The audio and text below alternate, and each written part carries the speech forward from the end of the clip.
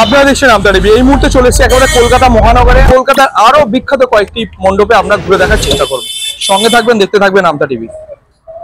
খুব ভালো, খুব ভালো লাগছে। কোথায় কোথায় দেখছেন? এটাই ফার্স্ট। কোথায় কোথায় প্ল্যান আছে? প্ল্যান বল।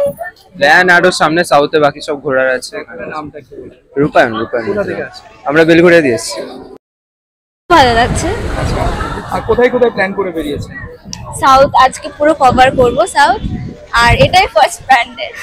খুব ভালো লাগছে। ম্যানেজ করা সবসময় ভালোই লাগে। হ্যাঁ, সব কেমন লাগছে? খুব ভালো। আমরা প্রত্যেক বছরই আসি, এখানে আমাদের ছেলে মেয়ে স্কুল আছে, এখানে প্রত্যেকবারই আসা হয়। এখানে অ্যাম্বিয়েন্সটা কেমন? খুবই ভালো। আচ্ছা, আর কোথায় কোথায় ঠাকুর দেখা হবে? দেশপ্রিয় পার্ক, দিধারা। দেশপ্রিয় পার্ক এখনো তো সকালের দিকে না না না, এখনো খোলেনি, উদ্বোধন হয়নি। চেতলা তো হচ্ছে। তা জানি না, চেতলাটা বলতে পারবো না। দেশপ্রিয় পার্কটা বাড়ির কাছে তো, ওটা বলতে পারবো। দিদির নামটা কি?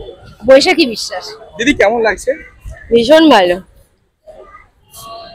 প্রত্যেক বছরই কি এখানে আসা হয়? একদম, সামনে ছেলের স্কুল আছে, তাই প্রত্যেক বছর এই সময়টা এসে একদম সবাই একটা গ্রুপেই আছে। আর কোথায় কোথায় দেখা হবে ঠাকুর? আপাতত দেশপ্রিয় পার্কের দিকেই যাব, তারপর তিধারা দেখে। আপাতত এতটাই। কেমন লাগছে? ভালো লাগছে। এমনি থাকা হয় না, পুজোর সময় বাইরেই থাকি, তো এবছর আছি। তো এখন তো ভয় লাগে, বৃষ্টি বৃষ্টির ওয়েদারে। খুব বৃষ্টি তো ষষ্ঠী থেকে সপ্তমী থেকে বৃষ্টির একদম সম্ভাবনা আছে। এতদিন তো ছেলে স্কুল ছিল, এই আজ থেকে ছুটি পড়ে গেল, তো দেখা যাক কতদূর আর কি বেরোতে পারি। কলকাতায় আর কোথায় কোথায় ঠাকুর দেখা হয়? সাউথ দেখি, নর্থে মোটামুটি যত কটা বড় বড় পুজো আছে কভার করার চেষ্টা করি।